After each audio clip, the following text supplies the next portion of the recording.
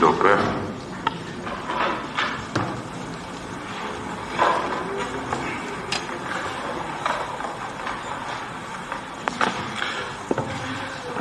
բարձրացանք, փորձեմ 10 րոպեում տեղավորվել ելույթից մեջ, որպեսզի մեր մյուս ներկայացուցիչը ևս հնարավորություն ունենա ելույթ ունենալ։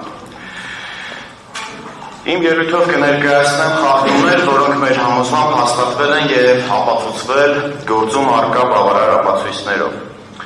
Սույն դահլիճում հաստատված են համարվել հետևյալ փաստերը. թվով 115 քրեական վարույթներ, յուրաքանչյուրն առանձին իրենց բազմակի դեպքերով և 100-ից ավել ընտրակաշարքի վերաբերյալ ուսումնասիրվող օպերատիվ հետախուզական փաստեր։ Նշված փաստերը անհերքելի են և հաստատվել են դատարանում։ Այս խախտումները եղել են կազմակերպված, զանգվածային, կրկնվող և պարբերական բնույթի։ Նշված խախտումները հանգեցրել են Սահմանադրության 7-րդ հոդվածով ամրագրված սկզբունքների խախտման, ինչի պայմաններում հնարավոր չէ պարզել ընտրությունների իրական արդյունքները։ Կենտրոնական ընտրական հանձնաժողովը նշվածի մասով չի ձեռնարկել ոչինչ, մինչդեռ պարտավոր էր զանգվածի հատկանիշներով հիմք ընդունելով վարչարարության հիմունքների և վարչական վարույթի մասին օրենքը, ընտրական օրենսգիր սահմանադրական օրենքը իր նախաձեռնությամբ հարուցել վարչական վարույթներ։ Ընտրական օրենսգիր սահմանադրական օրենքի շրջանակներում ԿՀ-ն պետք է պարզել այս փաստերի կապը կուսակցության կամ դաշինքի կամ վերջինիս պատգամավորի թեկնածուի հետ և հաստատվելու դեպքում կիրառել ընտրական օրենսգիր սահմանադրական օրենքով հետևյալ սանկցիաներից որևէ մեկը. նախազգուշացում, տալ առաջադրանք հանձնարարականի տեսքով կամ զրկել կուսակցությանը մասնակցությունից ընտրություններին։ Հարգելի կենտրոնական ընտրական հանձնաժողով, վարույթները հարուցվում են ինչպես դիմումի, այնպես էլ վարչական մարմնի նախաձեռնությամբ, իսկ ձեր հայեցողական լիազորությունները վերաբերում են սանկցիաներին, այլ ոչ թե վարույթ հարուցելու ձեր պարտականությանը։ Դուք պարտավոր եք վարույթ հարուցել, այսինքն ըստ ձեր տրամաբանության և դիրքորոշման ընտրակաշարքը որևէ պարագայում չի կարող ազդեցություն ունենալ ընտրության արդյունքների վրա, ինչու, քանի որ չունեք վերջնական դատական ակտ։ Իսկ եթե 1 տարի անց հաստատվեն այդ դեպքերը, դատական ակտով ինչ եք անելու, անբավեր եք ճանաչելու արդեն այս ընտրությունները, որոնք սահմանադրական դատարանը ուսումնասիրում են։ Հակակոռուպցիոն կոմիտեի նախագահը հաստատել է 26 թվականի հունիսի 7-ին կայացած հերթական ընտրությունների նախընտրական ժամանակահատվածում կոմիտեում ստացվել են կոռուպցիոն բնույթի ընտրական հանցանքների վերաբերյալ բազմաթիվ հաղորդումներ։ Կարևոր է արձանագրել, որ քաղաքական ուժերի ներկայացուցիչներին մերսագրվող կոռուպցիոն բնույթի ընտրական հանցանքները, մասնավորապես ընտրակաշարք տալը և բարեգործության արգելքի խախտումը կրել են համատարած բնույթ։ Ստացված տվյալների համաձայն դրանք արձանագրվել են ինչպես Երևան քաղաքում, այնպես էլ Հայաստանի Հանրապետության բոլոր մարզերում, առանց բացառության։ Ստացված տվյալների համակցված վերլուծությունը հիմք է տալիս ենթադրելու, որ նշված հանցավոր գործունեությունը հիմնականում կրել է նախապես պլանավորված և համակարգված բնույթ։ Բարձրացյան, սա իմ եզրակացությունը չէ, սա անկախ ՀՀ պետական մարմին հանդիսացող հակակոռուպցիոն կոմիտեի պաշտոնական եզրակացությունն է։ Ինչով է սա անվավերության հիմք։ Գտնում եմ, որ առկա է սահմանադրական դատարանի մասին ՀՀ սահմանադրական օրենքի 77-րդ հոդվածի 14 կետում առկա բոլոր հիմքերը ընտրության արդյունքները անվավեր ճանաչելու համար, քանի որ դատարանը այս փաստերի հիմքով հնարավորություն չունի պարզելու ընտրությունների իրական արդյունքը։ Խախտում 2. Ուժեղ Հայաստան կուսակցությունների դաշինքի Սահմանադրության 7-րդ հոդվածով ամրագրված ազատ և հավասար իրավունքի խախտման փաստի արձանագրում։ ԿՀ-ն գտել է, որ առկա է հակակոռուպցիոն կոմիտեի կողմից։ Նշվածը հաստատվում է ինչպես դատական նիստում ԿՀ նախագահի բանավոր խոսքով, այնպես էլ գործողություններով։ ԿՀ-ն գիտությունն է ուղղել հակակոռուպցիոն, նշելով, որ վերջիններս զերծ մնան կուսակցության կամ դաշինքի անվանումը իրենց հրապարակումներում օգտագործելուց։ Հակակոռուպցիոնը անտեսել է սա, խախտելով Հայաստանի Հանրապետության ընտրական օրենսգրքով սահմանված կանոնները եւ շարունակել է դա իրականացնել։ ԿԸՆ-ն դրանից հետո չի ձեռնարկել որևէ գործընթաց։ ԿԸՆ-ն չի հարուցել վարչական վարույթ, որպեսզի հասկանա նշված փաստի իսկությունը, սակայն գրություն է ուղղել կոմիտեին։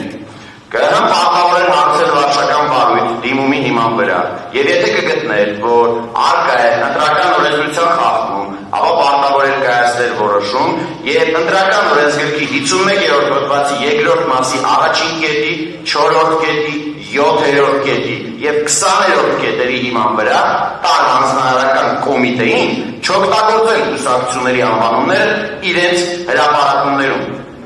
Կենտրոնական ընտրական հանձնաժողովը միակ մարմինն է Հայաստանի Հանրապետությունում, որը վերահսկողություն է իրականացնում ընտրության օրինականության նկատմամբ եւ վերջինիս հանձնարարականի չկատարումը հանգեցնելու է Հայաստանի Հանրապետության քրեական օրենսգրքի 210-րդ հոդվածով սահմանված հանցանքի։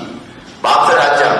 այստեղ առկա է ինչպես վարչական մարմնի անգործություն, այնպես էլ միգուցե պետական մարմնի հանցանքի հատկանիշներ, եթե կենտրոնական ընտրական հանձնաժողով գործել է իր լիազորությունների շրջանակում եւ ոչ թե խնդրել է հակակոռուպցիոնին այդ օրենքով սահմանված կարգով պահանջեր ներկայացրել։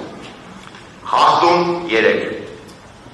Անճշտությունները որպես իրական արդյունքը բարձելու անհնարինություն։ Հարգելի պատասխանող, վերցրեք ձեր արձանագրած անճշտությունները եւ գումարեք այլ կուսակցությունների ստացած ձայներին։ Դրա արդյունքում իրավիճակը փոխվում է, թե ոչ։ Այո, փոխվում է։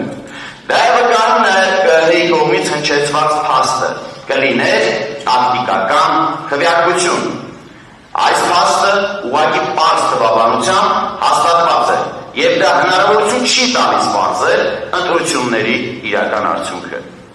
Այս ամենը հիմնականում առաջացել է ԿԸՆ ոչ իրավաչափ գործողությունների արդյունքում,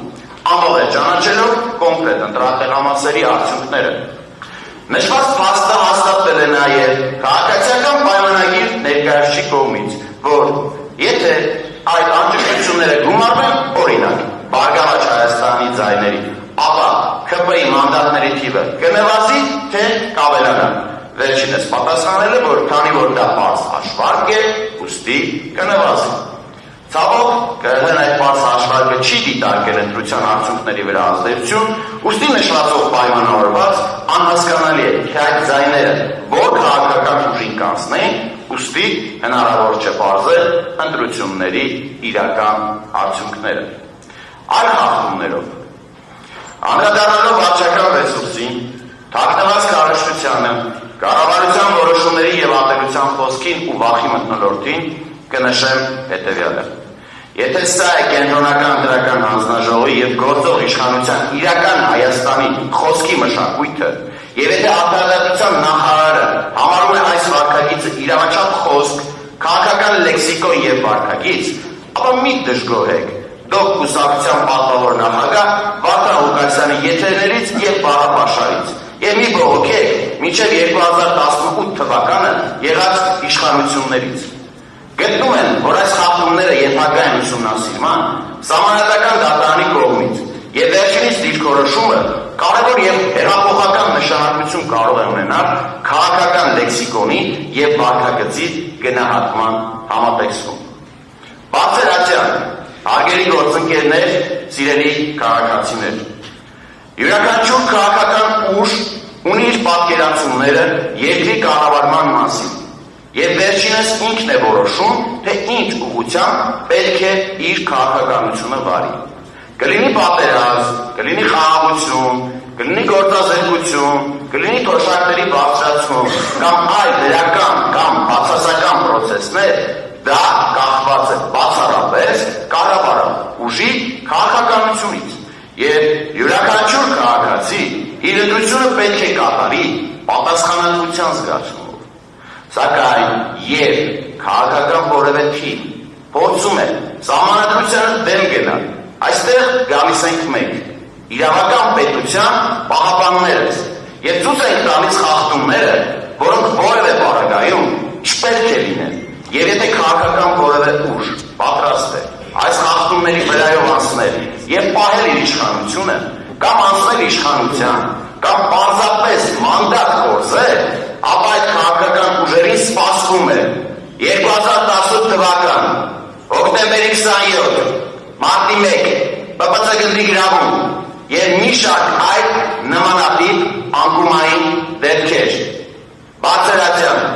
մենք իրավաբաններս պարտավոր ենք ապահովել, որ Հայաստանի Հանրապետությունը լինի իրավական պետություն, իսկ քաղաքական ուժերը պարտավոր են ապահովել քաղաքական գործընթացները, սակայն սահմանադրության եւ օրենքների պահանջներին համապատասխան։ Jus et serta boni et aqui։ Իրավունքը գիտություն է բարու եւ արդարի մասին։ Բարձրացիան, ձեր կողմից կայացված որոշումը ես անցկացնելու եմ բարու եւ արդարի մահի միջով։ Ցանկանում եմ ունենալ վստահություն, որ այն անխոչնդոտ կանցնի այս մահի մանր անցքերով։ Շնորհակալություն։